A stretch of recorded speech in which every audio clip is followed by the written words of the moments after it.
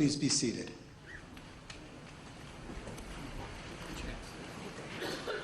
Psalm 121. I lift my eyes to the mountains. What is the source of my help? My help comes from Adonai, from God, maker of heaven and earth.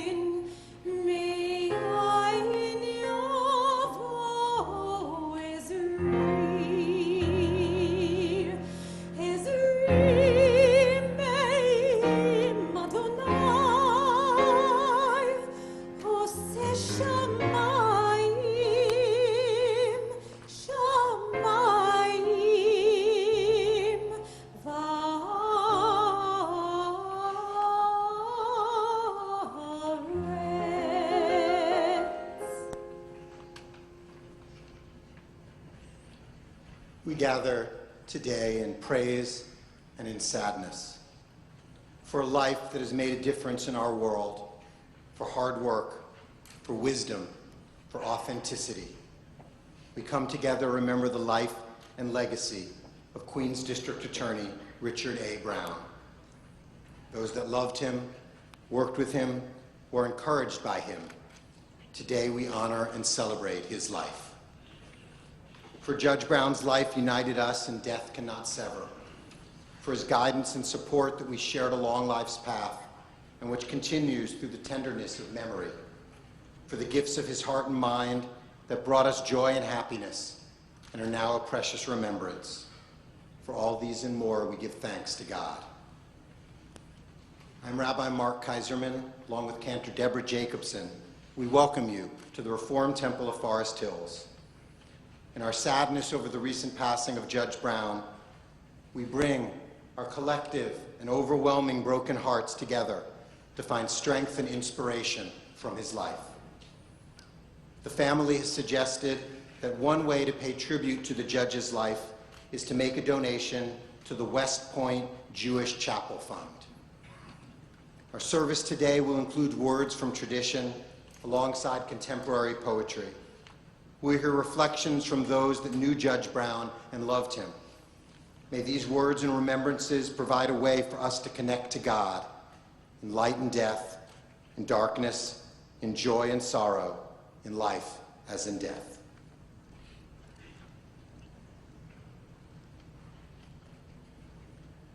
From the book of Ecclesiastes. There is a time for everything, a time for every experience under heaven. A time for being born and a time for dying, a time for planting and a time for uprooting the planted, a time for tearing down and a time for building up, a time for weeping and a time for laughing, a time for wailing and a time for dancing, a time for throwing stones and a time for gathering stones together, a time for embracing and a time for refraining from embraces, a time for seeking and a time for losing, a time for keeping and a time for discarding, a time for tearing and a time for sowing, a time for silence and a time for speaking. Of the 150 Psalms in the book of Psalms, none is more turned to at times of consolation and loss than Psalm 23. We'll share it in Hebrew and then in English.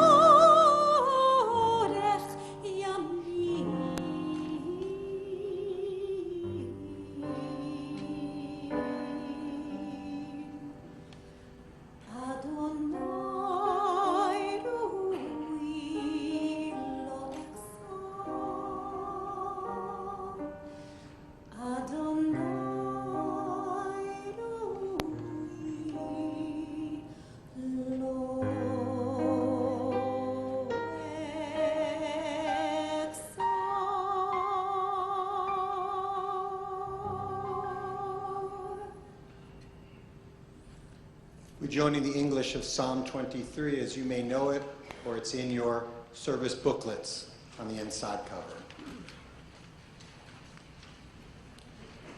Together, the Lord is my shepherd, I shall not want. He maketh me to lie down in green pastures. He leadeth me beside the still waters. He restoreth my soul. He guideth me in straight paths for his name's sake.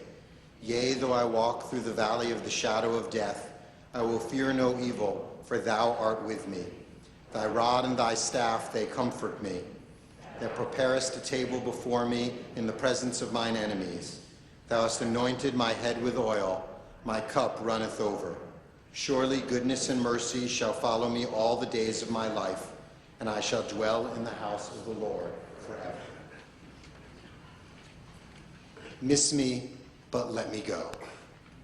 When I come to the end of the road and the sun is set for me, I want no rights in a gloom-filled room. Why cry for a soul set free? Miss me a little, but not too long, and not with your head bowed low. Remember the love that we once shared. Miss me, but let me go. For this is a journey we all must take, and each must go alone. It's a part of the eternal plan, a step on the road to home. When you're lonely and sick of heart, go to the friends we know, and bury your sorrow in doing good deeds. Miss me, but let me go.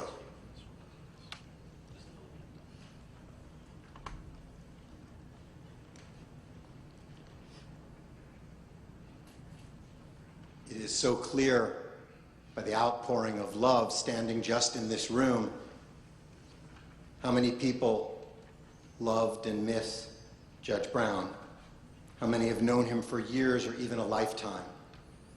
The stories we share are an essential part of our healing and praise. Each of us must reflect on his life with others, today and beyond, to keep his legacy before us, to keep his memory alive. Among the people who knew him deeply are our speakers today. I'm honored to invite our first speaker for his reflections on Judge Brown. It is a privilege to welcome His Honor, the Mayor of New York City, Bill de Blasio.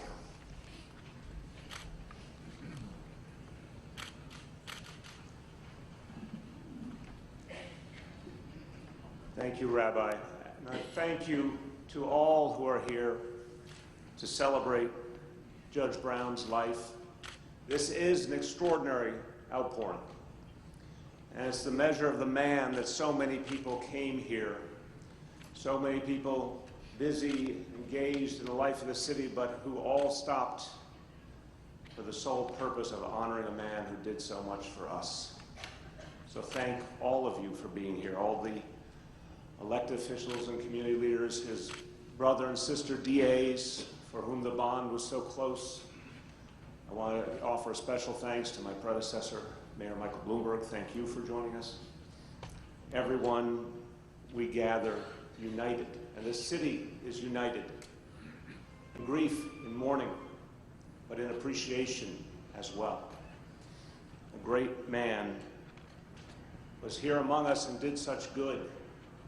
28 years as district attorney of this borough. Richard Brown made a difference, a profound difference. When we celebrate our progress as a city, he is one of the architects of that progress. When we think how much we have changed for the better, he was one of those change makers. We celebrate that there's more justice and fairness. He was one of the authors of that justice and fairness. He changed our city deeply by his presence, by his example, by his leadership. All that will be sorely missed.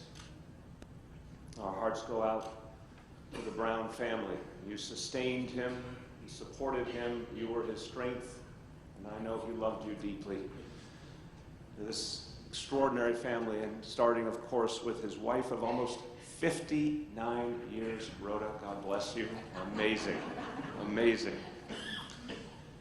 And this whole family, I know today is sad, but I also know is so proud to have nurtured and supported all the good that Judge Brown did to his children, Karen, Todd and Lynn and their spouses, to his granddaughters, Leah and Alana. God bless you and thank you for carrying on that beautiful, powerful tradition of service that this family was known for. Leah is at West Point, and Alana joins her there next year. God bless you both, and thank you. And to his sister, Carolyn, this whole family, all that he did was made possible by you. I want to offer my condolences as well to the men and women of the Queen's DA's office. I had the honor of spending a little time in that office visiting a few years ago and saw the devotion, the feeling, the passion for justice, but also the passion for serving under Judge Brown. For everyone who spent time working under his leadership, I know it made a profound impact. And our hearts are with you today. I know you're feeling a lot, and we are here to support you, just as you are doing so much to support the Brown family now. It is not an overstatement to say that Judge Brown commanded universal respect. I can say in my 20 years of public service in this city, it was a given to me. I saw anytime he entered the room, anytime anyone even mentioned his name, it was done with a certain reverence. In Scripture, there is a powerful passage that says, "Follow justice and justice alone." Could have been written for Judge Brown personally, because his love for justice was so intense and so clear. He had a seriousness and a focus and a sobriety when it came to the question of what was the right thing to do that really stood out. An integrity that was unmistakable. And that's why people spoke about him with reverence. He also was someone who often saw what we had to do before others did. He was an innovator. He was ahead of his time in so many of the areas that he focused on, pulling not only the Queen's DA's office, but so many others in the criminal justice system to focus more on domestic violence, to focus more on hate crimes, to stand up more for victims' rights. He understood there was more to be done, and he always pushed harder with that laser-like focus. He believed we could do more for young people with alternative sentencing. He saw what was possible. And with Judge Brown, you knew if he had an idea, he had the energy, he had the passion and the determination to make it come to life. I don't know how he sustained that energy over so many years. I don't know how he did it, even when he faced illness, but he did it. And it was a marvel to watch. And I want to say that some people, as they leave us, can know that their legacy lives on, and this is so true of Judge Brown. His legacy lives on in his beautiful family. His legacy lives on because Queens is a safer place. His legacy lives on because all of New York City is a safer place. His legacy surely lives on because he nurtured generation after generation of public servants and gave them that same sense of passion, possibility. Because their work continues to enrich us all and will for decades and decades to come. For so many people in this room, a moment will come, fork in the road, an important decision, and you'll hear Judge Brown's voice. You'll know what he would have told you, and you'll know it's the path to take. So we mourn, but we appreciate with all our hearts what he has left us. On behalf of all 8.6 million New Yorkers, may Richard Brown's memory be a blessing to his family, to his friends, to his colleagues, to all who knew him, to the people of Queens and the people of the city. Let's remember Judge Brown. Let's try and live like Judge Brown. God bless you all.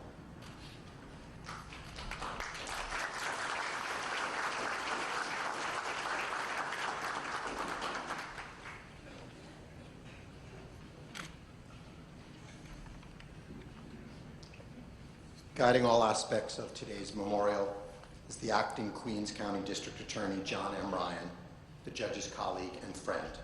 We invite him forward as he welcomes our speakers.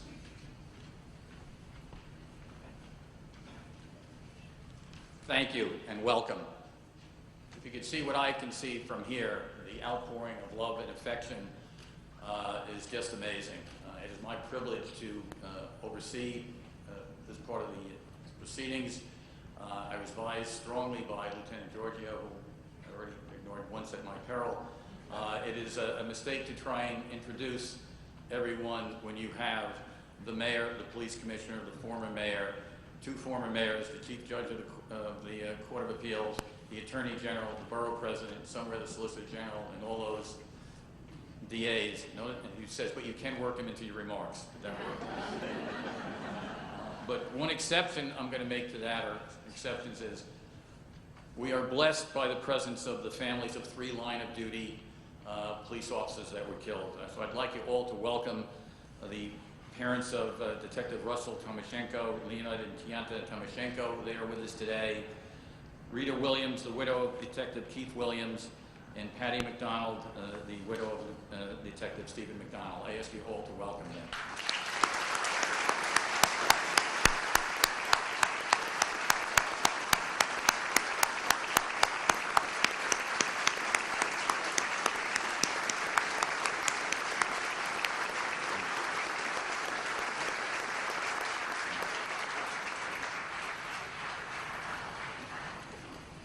Our first speaker will be someone that was so close to the DA, he is literally a part of the family.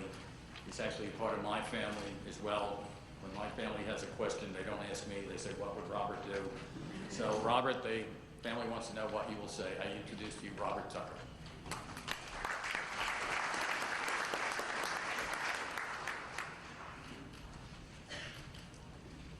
Thanks, Jack. Judge Brown would love this. He really would. It's too bad he's not here. Before I read my prepared remarks, Mr. Mayor, thank you for everything that you've done and provided us with. It's been an amazing tribute to my friend. Commissioner, thank you, sir, for everything the police department has done.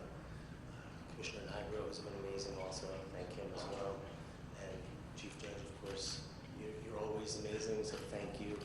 And to all of the city commissioners and others who took part in what's already happened, what is happening, what will happen. I know my friend Judge Brown, and he really would have liked this. I met Judge Brown in the parking garage at One Police Plaza the last week of May 1991. We were both there for Chief of Department Robert J. Johnston's farewell. At that time, Judge Brown had a new job, just having been appointed Queens District Attorney, and I needed a job. The summer internship I had lined up had just fallen through. Lucky for me, Judge Brown offered me the chance to work for the summer at the Queens DA's office, which was the beginning of our long bromance. Judge Brown had no idea what to do with me the first few weeks of June, and I had no idea what the DA's office did at all. After all, I was a dumb 20-year-old kid. When we figured out that we were both serious police and fire buffs, the rest was really history. He had a black car with a light and siren and a detective driver. I installed police radios and fire radios in that car, and we spent the entire summer riding around Queens County responding to every crime scene and fire imaginable. At some point, Judge Brown realized that all this rushing around was actually productive. It was improving relationships between the Queens DA's office and the NYPD. Judge Brown used to say that we went from standing on opposite sides of the street from the NYPD at crime scenes to squad commanders wanting to see him asking, why isn't Judge Brown here already? Nobody knew the streets of Queens better than Judge Brown. He was his own Waze navigation app long before there were even apps. Our friendship would continue until the day he died last Saturday morning. I'm fortunate that I got to see Judge Brown on Friday. I'm even more fortunate that he's been in my life all these years. The reality of Judge Brown's death didn't really hit me until I heard the news on 1010 Wins. Frankly, we all knew this day was near, but you really can't prepare yourself for the finality of death.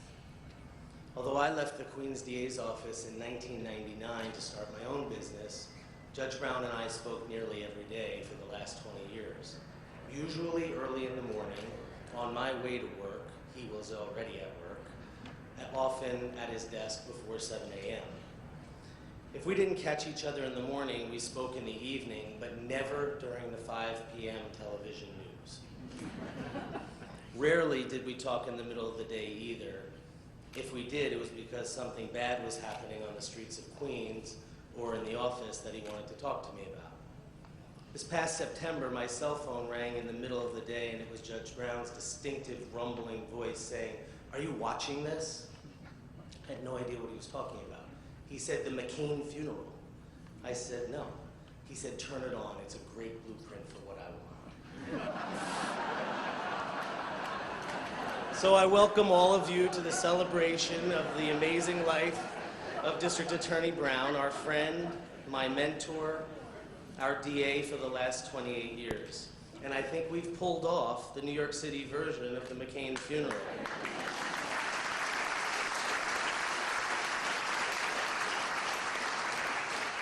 There's lots of love, bipartisanship, and respects paid from many different communities, all walks of life. Second only to my parents, nobody had a more meaningful and profound impact on my life than Judge Brown. He's been a fixture and sometimes a nuisance in my life from my 20s until today. Luckily for me, I remained in close contact with Judge Brown and many of his most trusted colleagues, almost as if I still work there. I'll always consider myself to be part of the Queens DA family, so many of whom, past and present, are here today, and I know how special and meaningful that would be to Judge Brown. Rebuilding the DA's office into the family it was, and has become, was such an important priority of Judge Brown's. Elevating the level of professionalism in the office was important to him. Solidifying the office's reputation in the law enforcement community was important to him. Ensuring that everyone speaking in his name did the right thing was important to him. Making a family out of the office was imperative. He accomplished all of these goals. Early in the first term of his administration, we began a significant effort to forge relationships with agencies who hadn't spoken to the Queens DA's office in years. This collaborative approach and the recognition that a prosecutor's job could not be done alone was way ahead of its time. Today, it's commonly accepted that the police and prosecutors have to work with the community, but in the early 1990s, no one was working together. Judge Brown was way ahead of his time. Judge Brown had an unforgettably distinctive voice. I'll never forget the sound of that voice. It was low and deep, kind of a rumble. Actually, it was a voice full of character and experience like the man himself. He never shouted, he was way too much of a gentleman.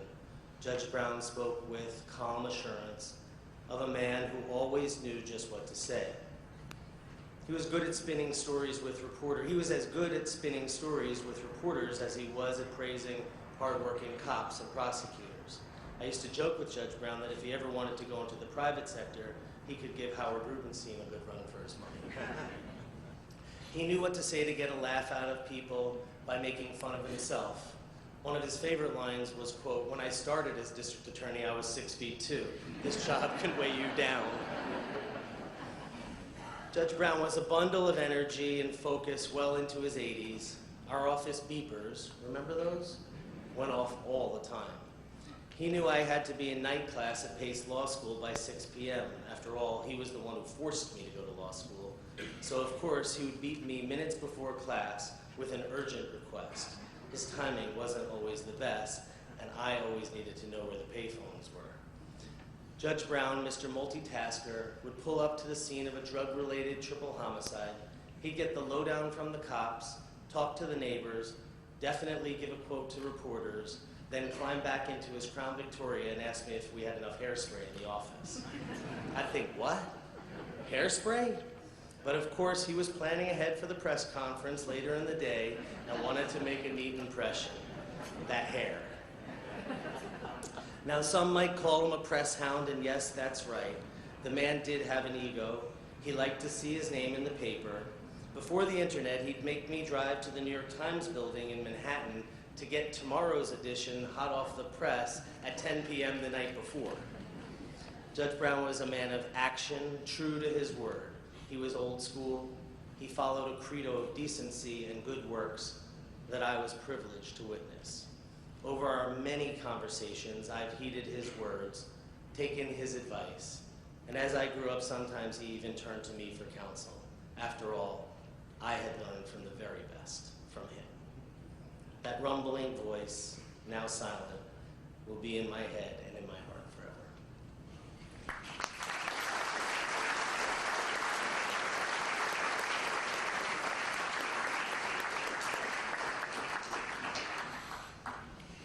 As Robert notes, he left the office in 1999, and I believe if you dial 286-6440, you'll still get his voicemail. And learning from what I said before, if you try and introduce everybody, you could make a mistake, like you could forget to introduce Alfonso David, the counsel to the governor.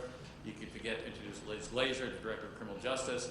You could forget to introduce DA Matty Singas, DA Darcel Clark, DA Cy Vance, DA Mike McMahon, Peter Malone. You could make mistakes like that if you try and introduce everybody. So I don't want to make those mistakes, so I will continue on. Our chief judge is with us, and she was elected not to speak, but she wrote a beautiful letter that I'm going to read parts of. Judge Brown became district attorney when violent crime was at an all-time high in New York City, and he played an important role in dramatically improving public safety in one of the most populous and diverse counties in the nation. Judge Brown's prosecutorial track record and value, humane policies won him the unfailing support of the residents of Queens County. On a personal note, Judge Brown was one of my role models when I was a young prosecutor. Later, when I became district attorney of Westchester, he was generous, a mentor, and a wonderful example for me. There was so much about him to admire and emulate his deep integrity and commitment to justice. Judge, I thank you for those truly kind words.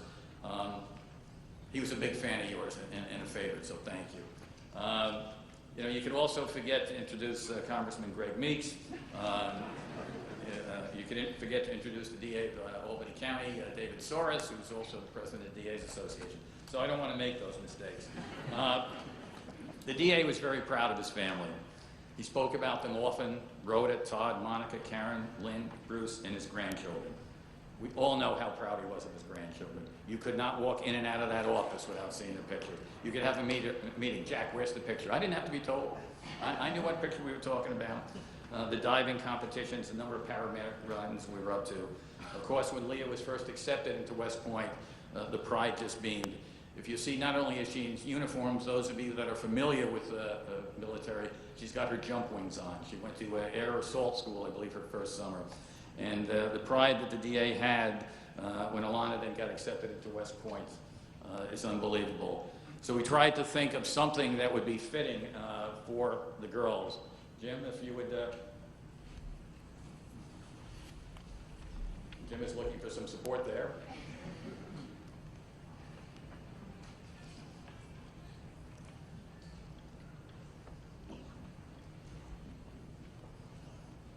Girls, if you step up for a minute. Ladies, excuse me, if you step up for a moment.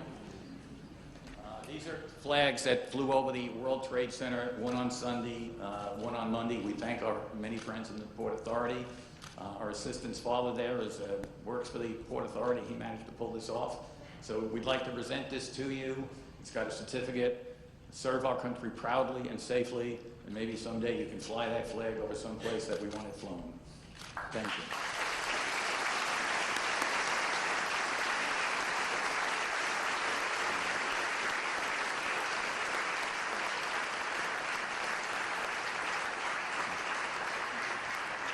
Don't worry, you don't have to carry them around. We'll take care of that for you. And in case you think they are angels, I want to bring you back to a little bit of reality. Saturday was a very tough day, and I can't tell you how many text messages I got.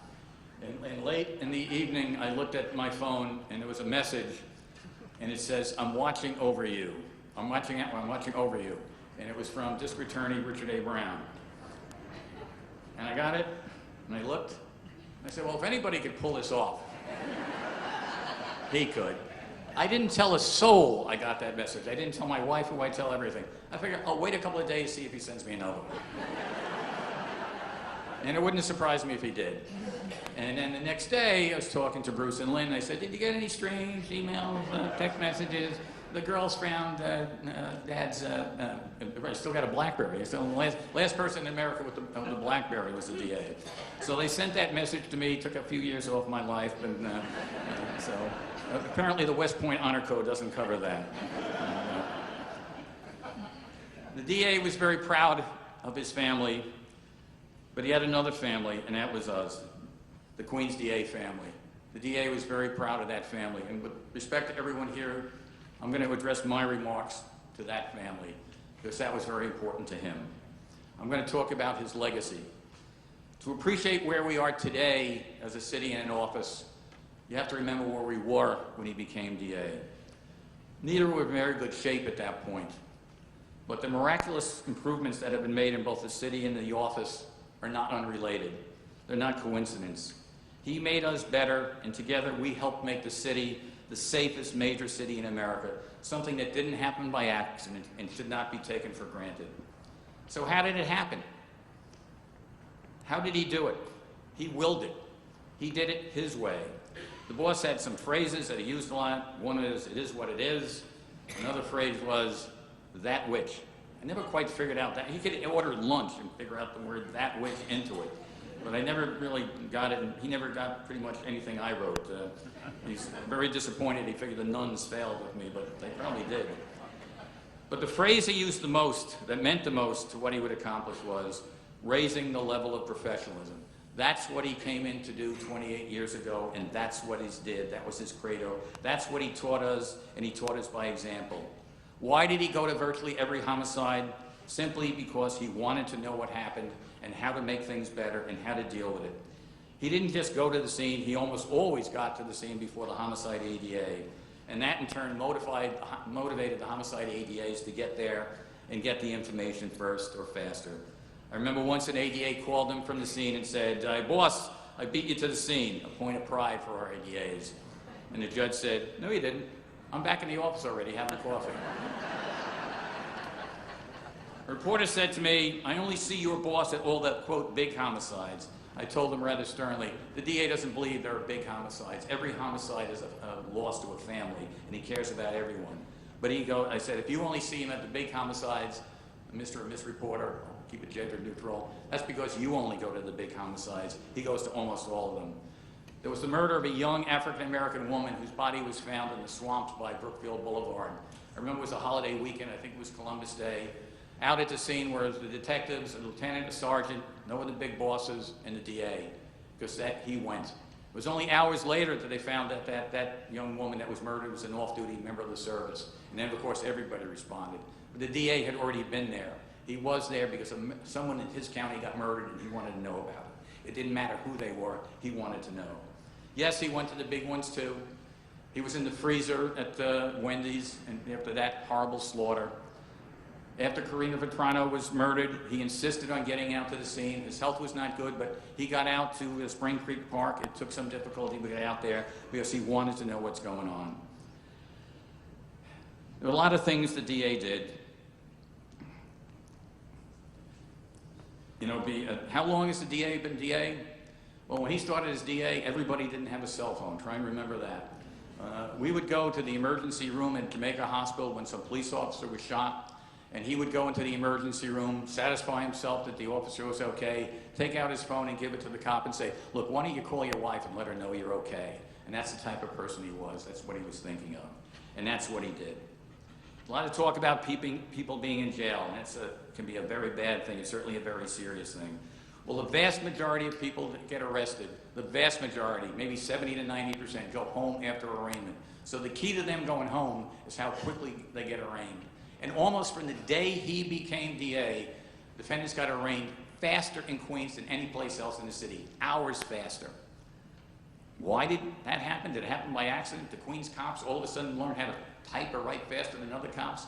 No, they got through the system faster because the DA wanted it. Twice a day he would get reports on everything that happened. How many people, the defendants were in the system, how many hours since the complaint sworn time, so it's esoteric terms that most people don't know, but he knew. And how many were held more than 24 hours. And if he didn't like those numbers, he would ask and he would find out. And because of that, Queens, again, arraigns people hours faster than any place else. Literally thousands, tens of thousands of defendants have gotten through the system faster because he wanted to make it happen, and he did that by example. The same can be said for almost everything else we did. When he wanted to improve training, what did he do? He hired Barbara Underwood. What's a better way to improve training than to hire Barbara? So that got us started on that road. The same could be said for human trafficking, Office of Immigrant Affairs, animal cruelty. I remember when I first ran that by him, and I said, Judge, I'm not sure we have the resources for it. He said, find the resources for it. And it's a program that is so important to the members of the community. Alternate sentencing programs. We have our own high school. Any other DA's office want to raise their hand has their own high school. We have a high school. I think we're the only place in the country that has one. And we take at-risk youth that don't have high school diplomas, and we try and get them diplomas. We try and straighten them out. There's a risk involved in that. We don't always succeed, but we never stop trying. And on and on and on. He motivated us to make this happen. I'm going to finish shortly, and I want to address it to every ADA in Queens. Every ADA should know that each of you are the DA's legacy. You have a responsibility to maintain and live up to that legacy. The DA made us by his will, his intellect, and his compassion, the best DA's office in the universe. I decided if I'm going to offend my colleagues, I might as well take care of them all at once. Why limit it to city, state, or nation? Just universe. We must uphold that legacy every time we walk into a courtroom and have the privilege of announcing, for the people of the state of New York, the District Attorney of Queens County, and state your name. The DA fought for us till the day he died. We have a solemn obligation not to let him down. Whatever the future holds, each of you are and will always be a Judge Brown ADA, and no one can take that away from you. Honor him by doing honor to what he taught us. That will be his everlasting legacy. Thank you.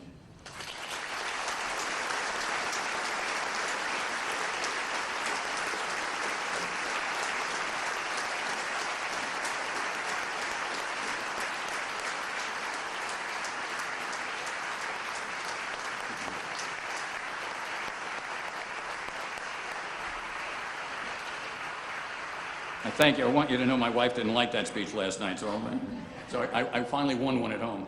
Our next speaker is Bruce Pooton, the DA's son-in-law. Bruce?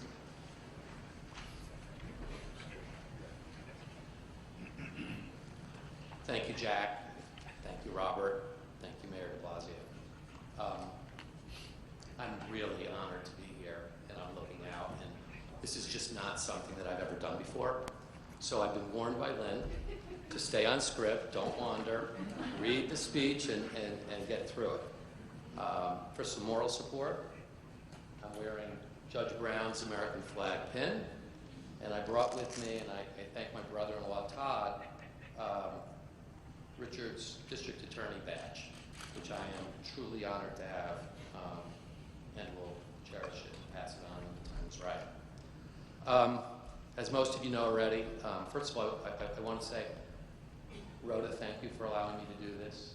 Todd, thank you for allowing me to do this. Karen, thank you for allowing me to do this. Norman, Carol, thank you for allowing me to do this. It's really my honor to stand up here on behalf of the family today.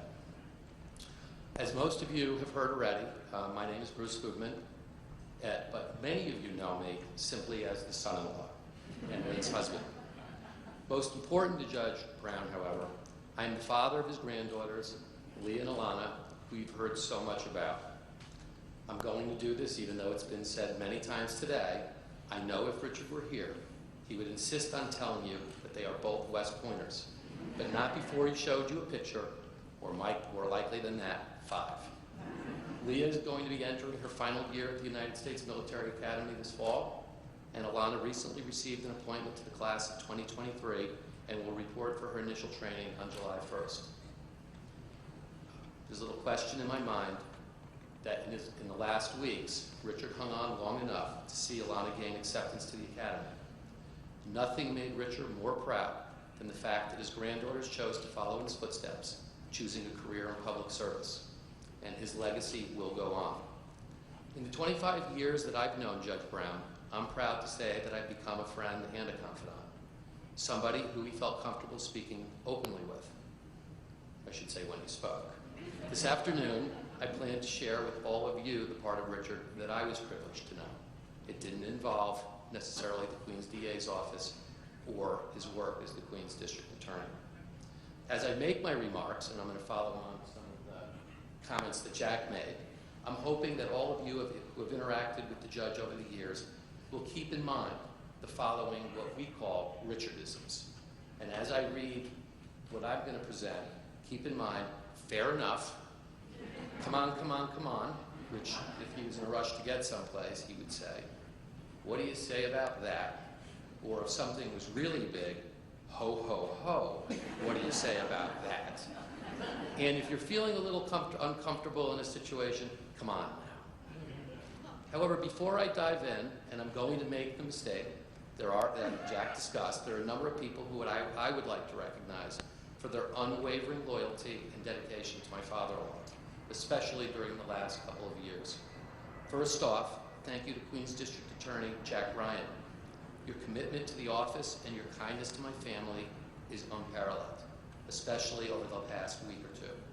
I'm not sure if you know, but last Thursday, Jack, and I am watching you, I watched you discreetly walk over to my father-in-law as he laid in a bed at the Meadow Ridge Rehabilitation Center, bid him farewell, and kiss him on his forehead.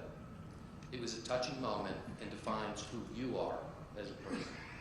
On behalf of my family, thank you.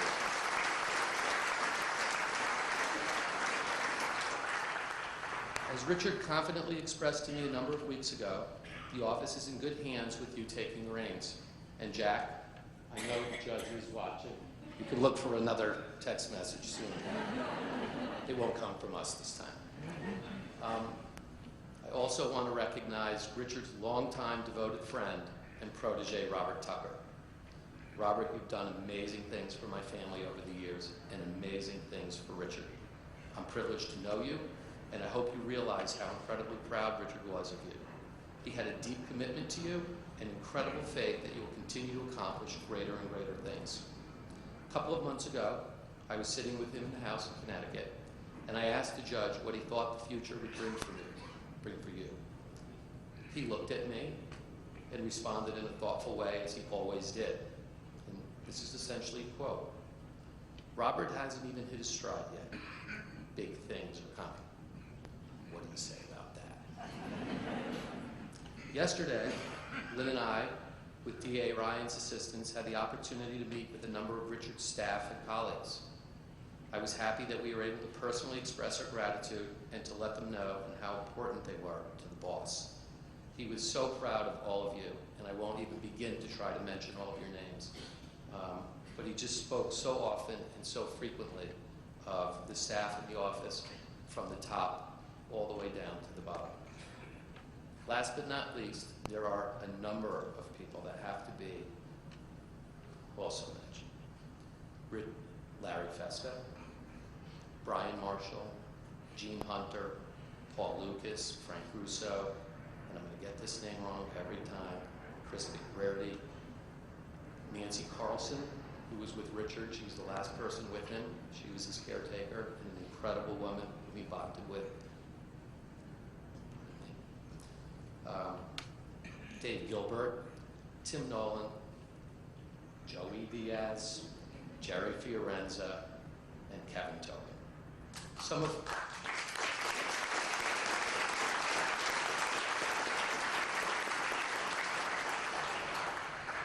With the exception of Nancy, who was Richard's caretaker and helped us, I should say, she was one of Richard's caretakers.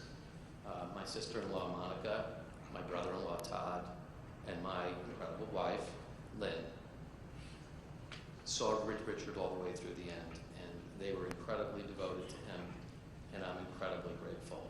They sacrificed everything when he was up in Connecticut.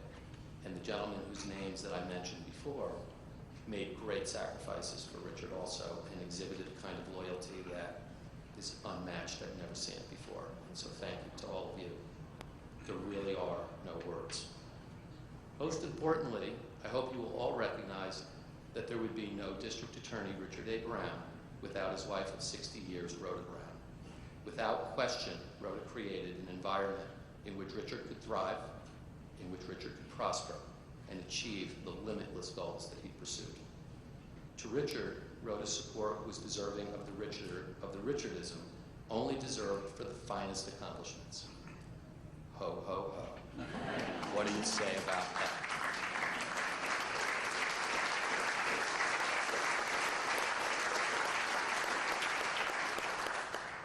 In my prior comments, I referred to Richard Brown as the judge, the boss, the DA. But in our family, he was not addressed so formally. I should note that at first I was so intimidated that I had no idea what to call him, and for the first couple of years that I knew him, I called him nothing.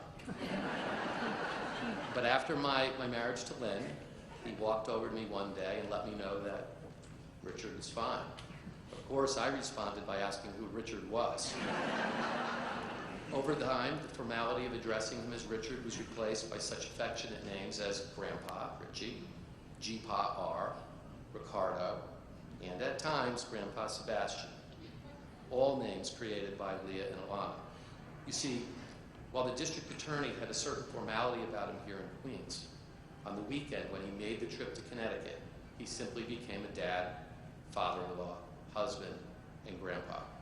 Roles that I can tell you he enjoyed as much as being the Queens District Attorney. My hope today is to allow each of you to get to know another side of the District Attorney, one which I am honored to have known. When contemplating how best to portray Richard, I decided it would be most appropriate to share with you all a series of lessons that I learned from him during my 25 years. And I hope you'll bear through me. There's 10 of them, and I promise to go quickly.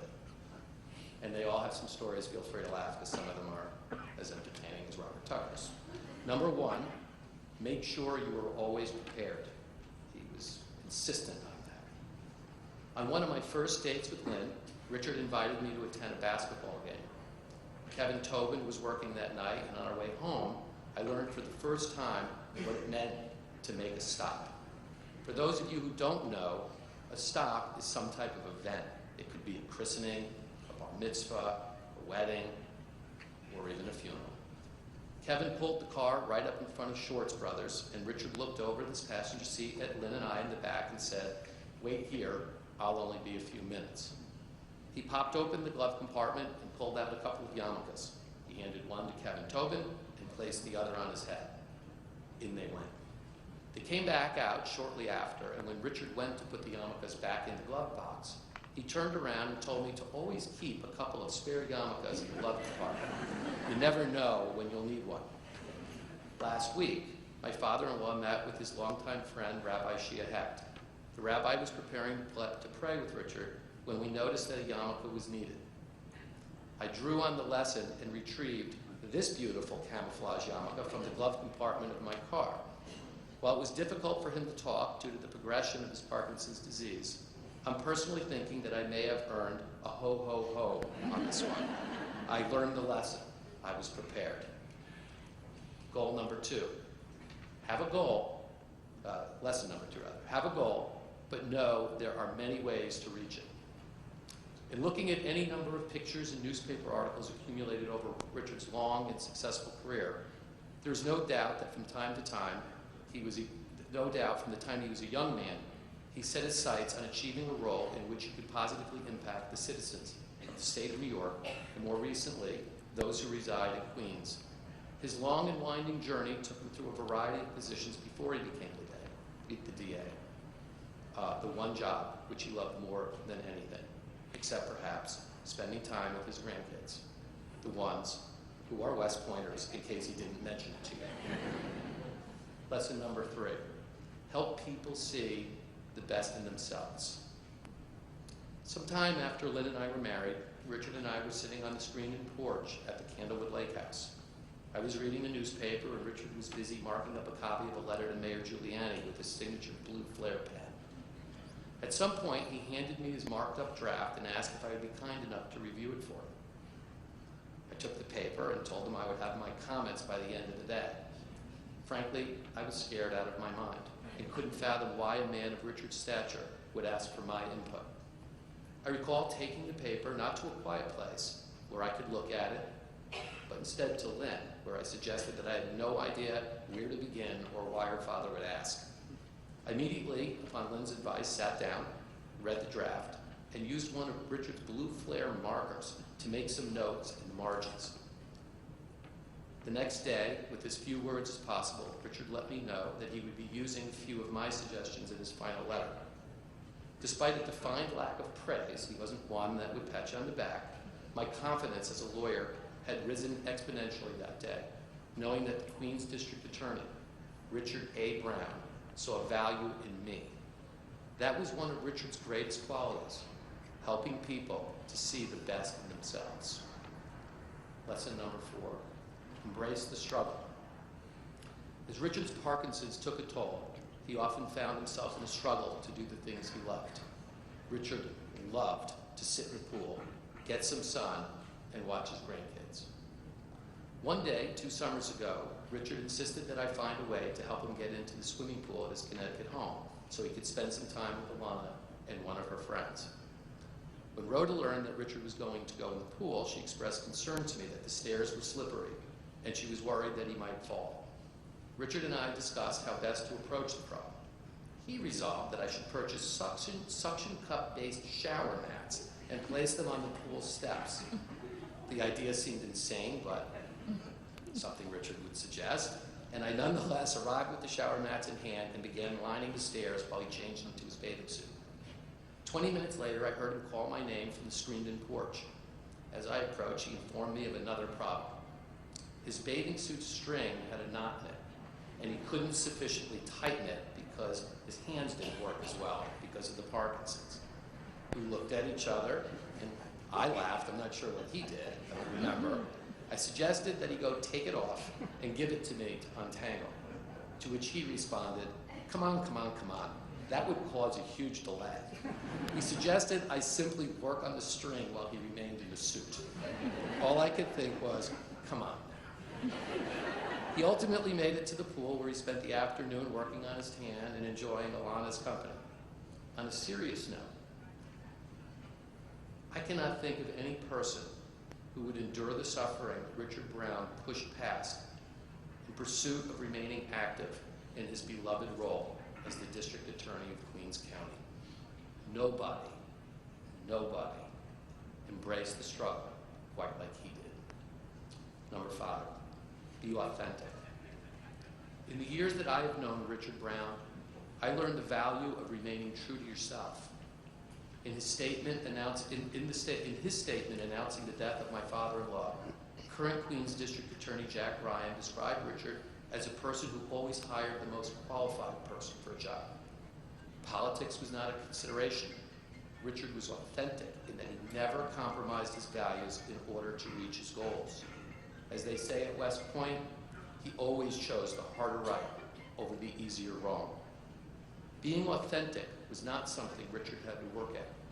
His values and authenticity were intertwined and inspired others to emulate him.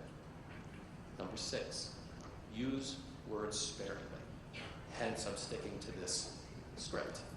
He taught me you don't need to use a lot of words to have a big impact. Need I say more? Number 7, inspire loyalty and leadership. Throughout the years, especially more recently, I often observed the tremendous loyalty exhibited by those who worked with Richard. Regardless of whether or not they had been there since Richard's first day on the job or came on the scene more recently, people were fiercely committed to Richard, to the mission of the office, and to being a member of his team.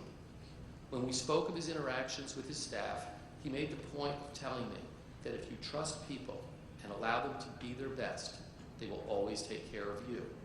Richard inspired loyalty and leadership by selflessly committing himself to others, whether they were those he worked with or those he served in his community. Number 8, always see your actions as a win.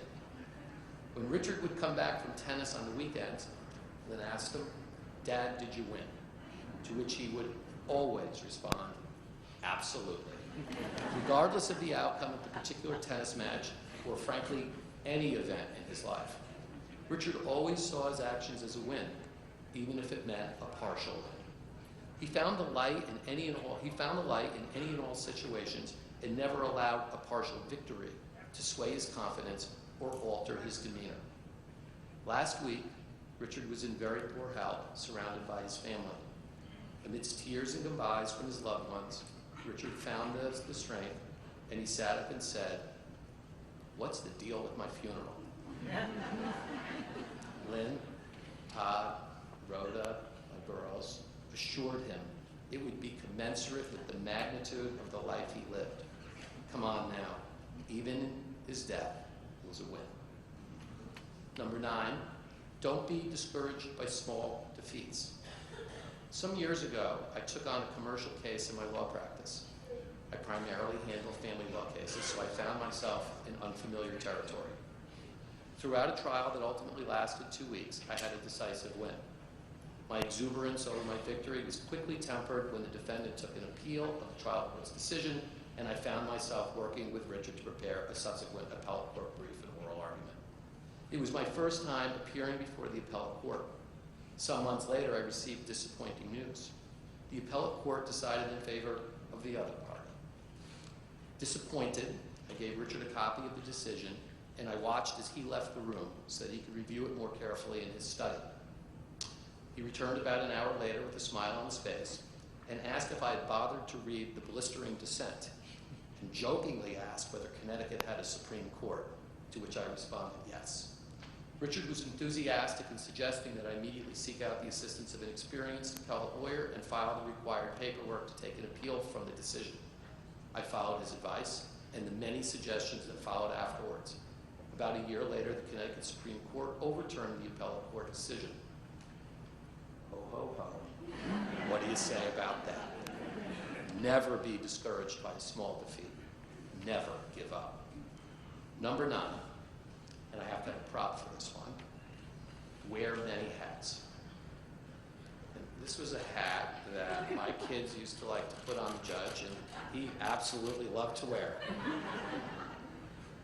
Since Saturday morning, my family has had the opportunity to review hundreds of pictures of Richard Brown. There are photos of him with dignitaries, photos of him with friends, and photos of him with family. Richard was a complicated man. He did some things better than others. But throughout his life, he strived to wear many hats. He was the district attorney of Queens County. He was an appellate court judge.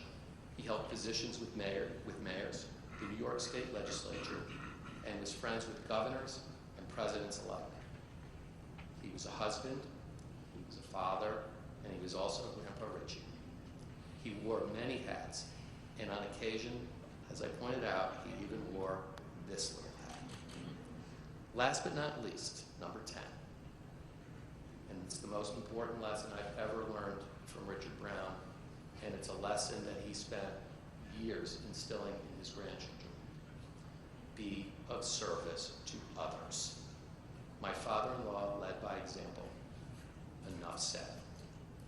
These are 10 rules, or perhaps more accurately said, 10 values that were embraced by Richard A. Brown. There's not much more that I would like to say. Richard lived an incredible life, and my only comment would be, ho, ho, ho. What do you say about that?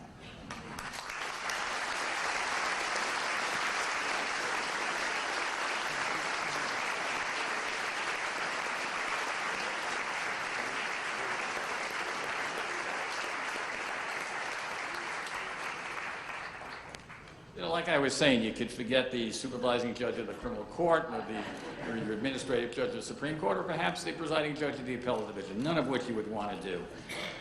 It's really time to say thank you to everybody that helped put today together. It's been mentioned before, if anyone thinks the DA was even the slightest bit embarrassed by anything that happened today, they're wrong. I thought, to me, the coup de grace or whatever it was when we were in front of the courthouse, and all of a sudden the mounted unit showed up. I had no idea what they were going to do. Clearly, they didn't know what they were supposed to do, but it just was a fine touch. We had the Emerald Society, the court system, they were great. The DA loved this type of stuff, and he's up there, he's counting the number of people in this room. Somebody said the fire commissioner's here, look the other way. He said, it went well. So I want to thank the rabbi and the cantor and the entire staff of this temple. They've been great.